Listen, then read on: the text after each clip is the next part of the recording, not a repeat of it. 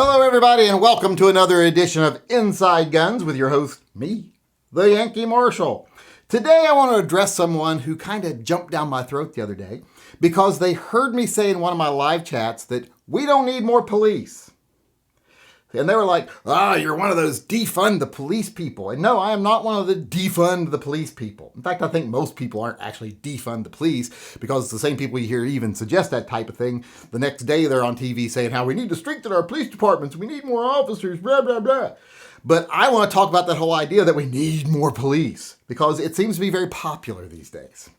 It seems like every time there's the slightest bit of rise in crime or even anything that the media and the politicians can portray as a rise in crime, this big rallying cry goes out for more police. And it's really more like, the politicians and the actual police unions and everything behind the scenes going, we need more police, trying to get the regular people to say the same thing. You've seen it all in the cartoons and stuff. But we do not need more police. We have enough police. Our country employs too many people in law enforcement for the size of our country.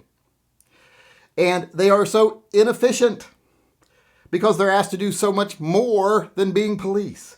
What we need to do is not have more police. We don't need more authoritarian figures overseeing society and being involved in our daily lives. We don't need a police on every corner or a policeman to follow every person around. Whatever happened to personal accountability and personal responsibility for your safety? We don't need police to be babysitters. We don't need them to be marriage counselors. We don't need them to be mental health therapists. We don't need them to be doing any of that. We don't need them corralling homeless people. They need to be enforcing the law and picking up people who break the law so that they can be put into the court system and be determined what their punishment should be. That's what law enforcement should be doing. Law enforcement doesn't even really stop crimes. This whole notion that if you have more police, you'll have less crime. No, you just have the same crime. Criminals still commit crimes. They won't do it while the police are watching.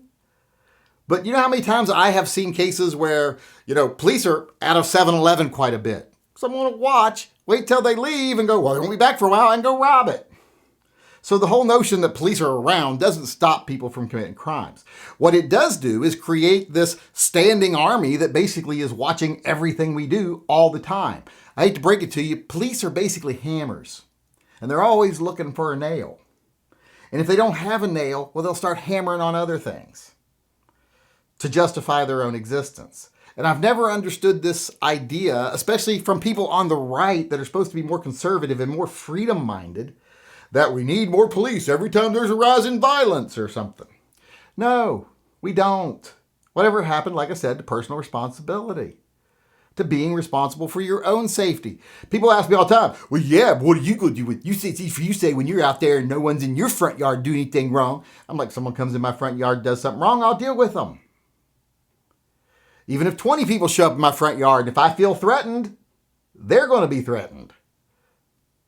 And the cops, I will call the police, but it'll be so that they get there and clean up the mess, which is what police usually do. So I don't think having, the authoritarian government figure on every corner is the answer. Like Never Enough Ammo said in my chat, he never understands why he sees people with Blue Lives Matter or, thin blue line stickers right next to a Gadsden flag on their car bumper. Those two things don't go together. Because police are not there to be your friend. They're not there to enforce your rights. They are not there to protect your freedoms. If anything, they infringe on them more than anything else. So having a government agency, a basic standing army in your city, I've just never understood why so many people on the right get behind that.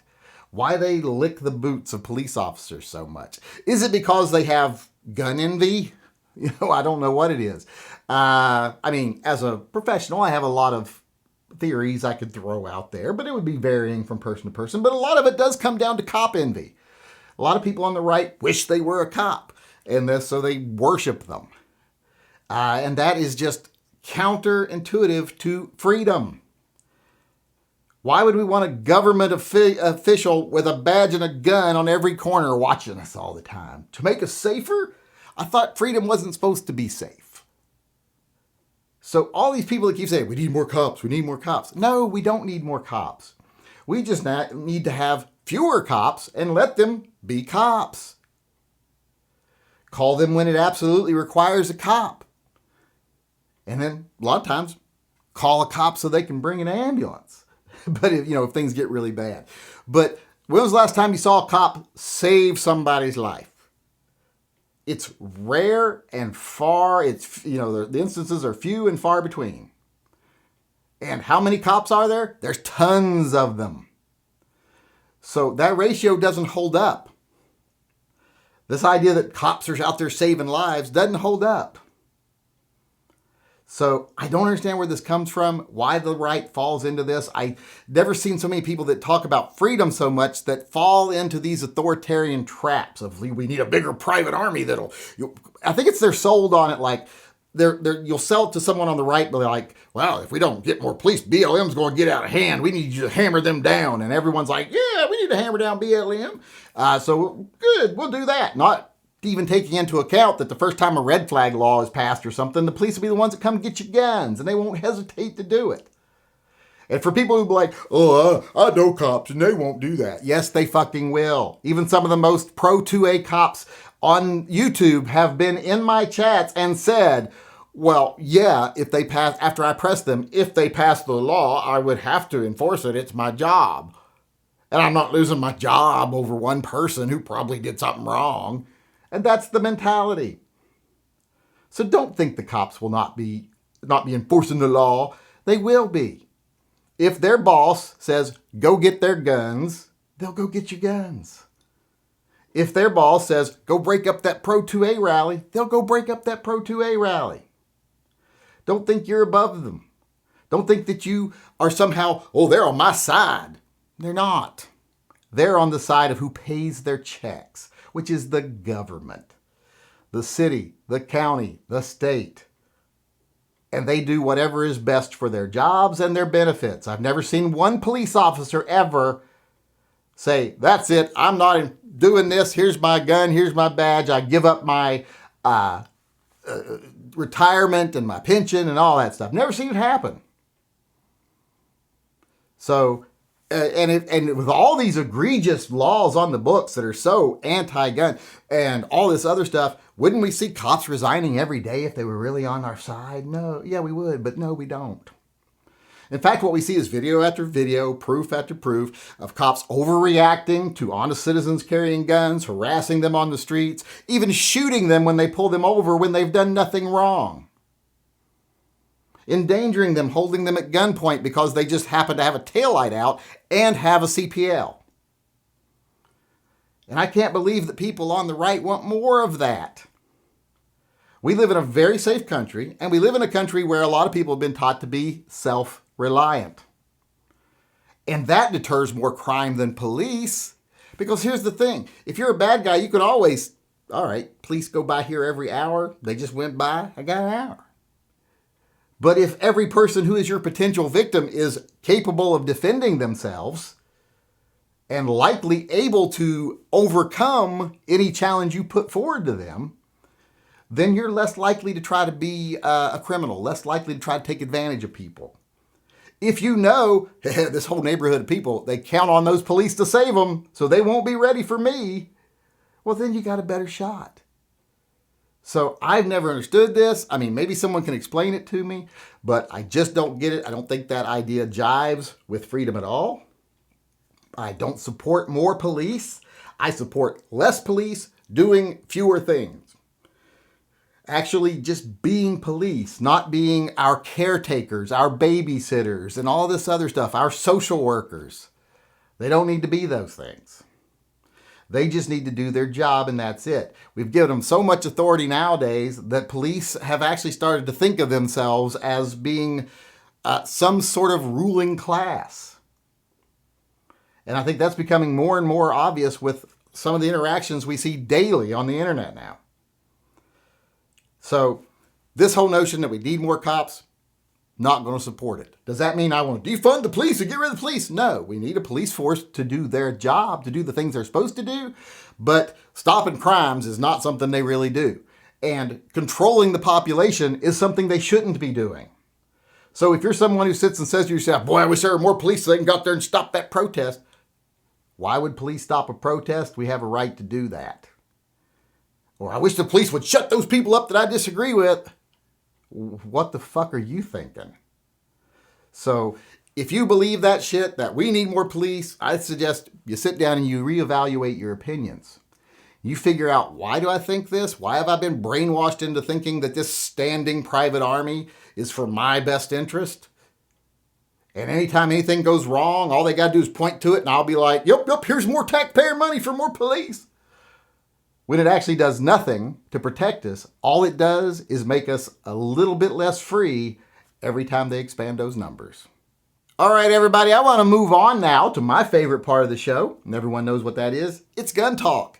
And today I want to talk about something I'm very excited about. It is the Smith Wesson Model 19 Carry Comp. Now, I know a lot of you right now are like, wow, Yankee, you're really behind the times. That's been around for a while now. And yes, it has. In fact, the only reason I haven't bought one is because I already have the 586L Comp. And when they came out with the Model 19 Carry Comp with the 3-inch barrel, I just didn't really feel a need to get it. There was just something I didn't like about it. I don't like smaller frame guns with longer barrels. So just didn't care for it.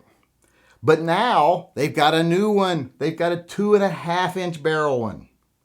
And I have to say, this is perfect. Look at it. I mean, look at the proportions. Look at the design. Look at that gun is just perfect in every way you could think of. I can't even tell you what to look at. It's just everything you look at on it's perfect looking. This is awesome. This is what this gun should have been from the beginning. I didn't like that 3-inch barrel. It seemed odd to me. It just didn't seem like the right proportions. And I feel that same way about like J-frames that are 3-inch. LCRXs or whatever that's 3-inch. I mean, I understand they're good guns and I understand why people want them. And I'm like, more power to you, you get an awesome gun. But me personally, I just don't like a 3 or 4-inch barrel on a smaller frame. I want it to be an L frame or larger if I'm going to have that a longer barrel.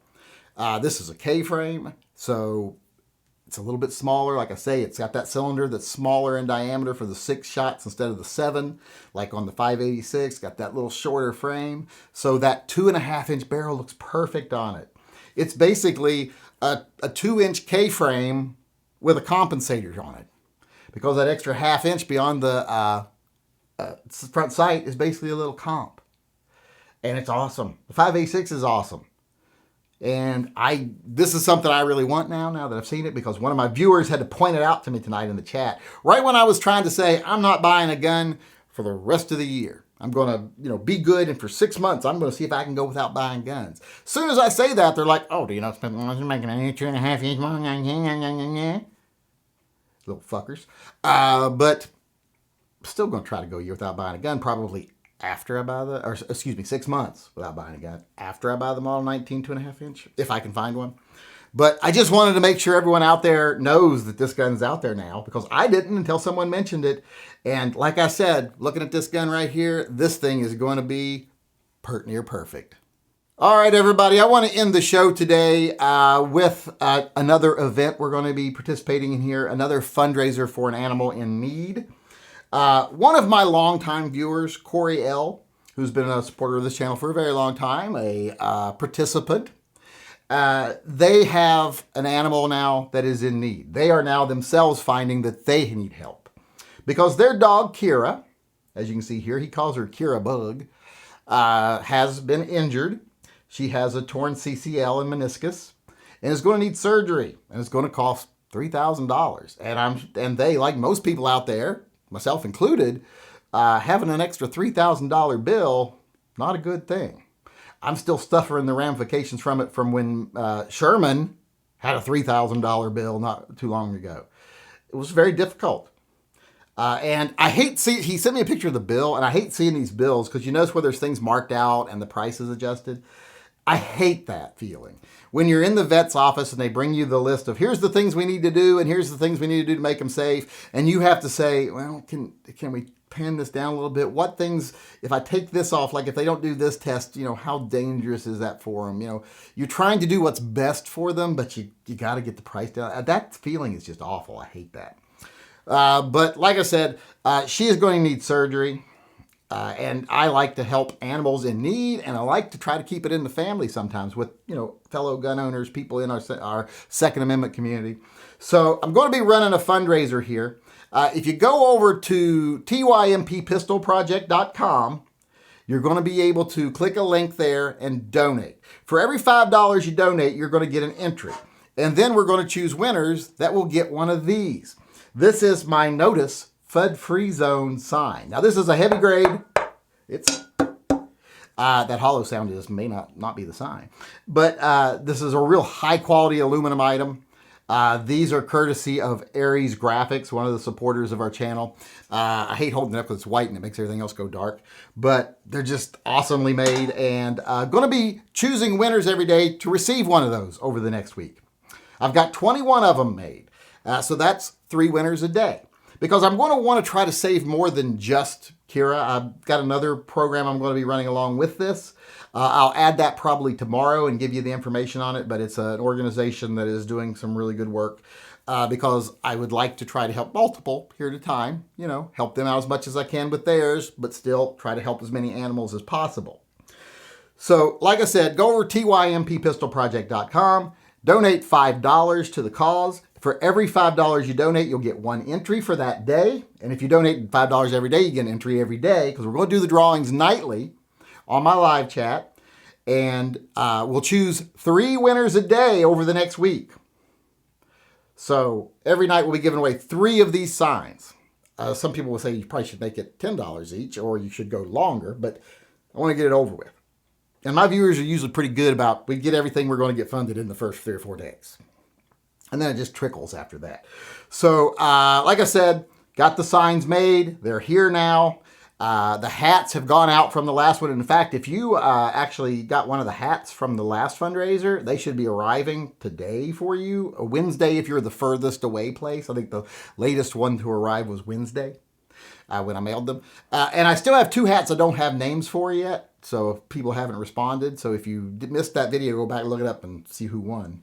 But like I said, new fundraiser here, trying to help out. Now, this is one of the fundraisers I know you are going to go over and you're going to donate on my webpage, and we're going to transfer it over live to them. And yes, this is the same thing I'm in the trouble with the IRS for right now. Not in trouble, but they're like, you got all this money that comes in and then goes out of your PayPal. And I'm like, well, yeah. And they're like, that's income. I'm like, no, I'm acting as an intermediary for a charity. And they're like, well, why, blah, blah, blah. And I'm like, whatever. And these go to GoFundMes. I make sure that someone starts a GoFundMe before I actually donate because they're like, GoFundMe is not really tax deductible. Let's just say this. Over the last few years, they've decided they're going to audit me. And because of all the stuff we've done where you put money in my account and then I give it and then we give it live to they're trying to hit me with a lot of taxes. A lot, like $30,000. Because, we've raised almost $100,000 over the last 3 or 4 years that we've donated through GoFundMes and stuff. It's hard to believe it's that much, but remember we did 15, 10, we did 12,000 one time. We just did like $6,000 worth of donations a couple weeks ago. So it adds up.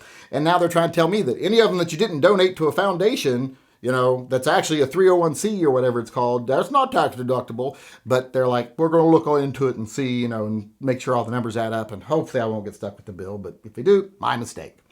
I don't know why I went into this with y'all right now. That wasn't the time to go into that.